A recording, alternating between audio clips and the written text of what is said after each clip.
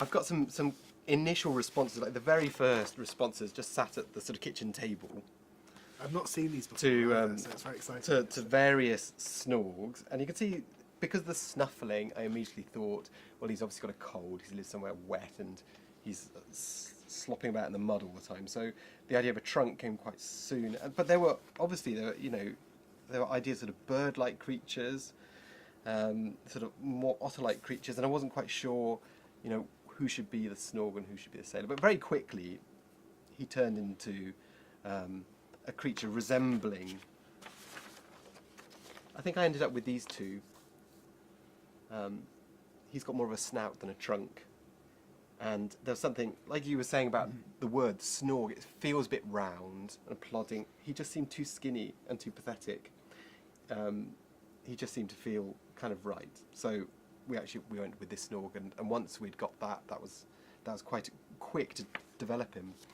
I did things like I was working in a studio at the time, and there was an old rocking horse in the corner that someone had just left, and it was made out of material, so it was quite soft, and there was something quite snorgy about it. It looked quite a sad creature. So I actually went and drew that, and I think that helped feed into the sort of more snouty sort of Snorg picture, which is very similar to the horse I'd been looking at. I remember also Tom sent me some of these illustrations of what I'd like to think of as proto-Snorgs. So we had quite a few quite fun conversations about what looked like, which ones looked more Snorg-like. But the thing that I was struck by looking at this array of proto-Snorgs was how very Snorgy they were.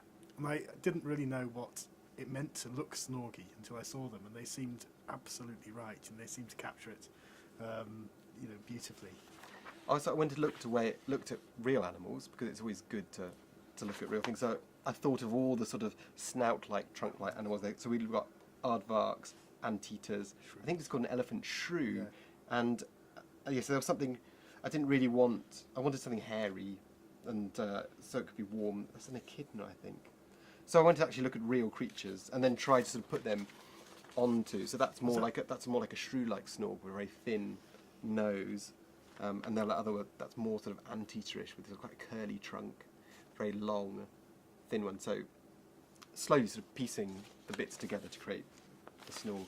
And actually the Snorg really didn't take very long to come up with, and everyone was very happy with the Snorg. It was the sailor that created like a lot of work and quite a lot of problems really, and a lot of discussions, even with the sales department, because at some point I came up with a frog, which everyone quite liked. He was very dynamic, but the sales department said that frogs don't sell, reptiles are. But really? Yes, yeah. Yes. So, which I don't think is necessarily true if you look at The Wind in the Willows and all sorts of other famous reptile stories, or characters. But there was this feeling that they wanted something cute and fluffy, and so then I started developing lots and lots of different types of sailors. I've probably got a few here. Right, so sailor monkeys. There's a sort of general different. There are some rabbits on that page. Cats and dogs. Here's a general sheet, which was quite fun to work on. I quite like the bird, but of course birds have wings. They can be problematic for picking up spoons and sailing ships. And they're not quite so expressive either, are they? No, look, there's a sort of gecko-like creature. We've got sort of mice-like things. All sorts. So I'd send this off to the publishers and would talk to the art director about them. And there's at some point there's our frog, which I was very keen on, and they quite liked.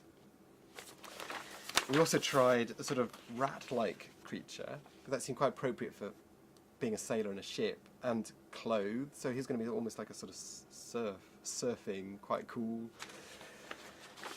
And eventually we got on to hares and rabbits. And that's what the publishers sort of picked up on, and they decided that, especially because of the long ears, there was a lot of room for expression, because you could flop them down for the sailor to look unhappy or crestfallen, or you could get really excited, and the long legs were also quite springy and sort of action. So we sort of decided eventually that it was going to be a hare, and I just took it from there.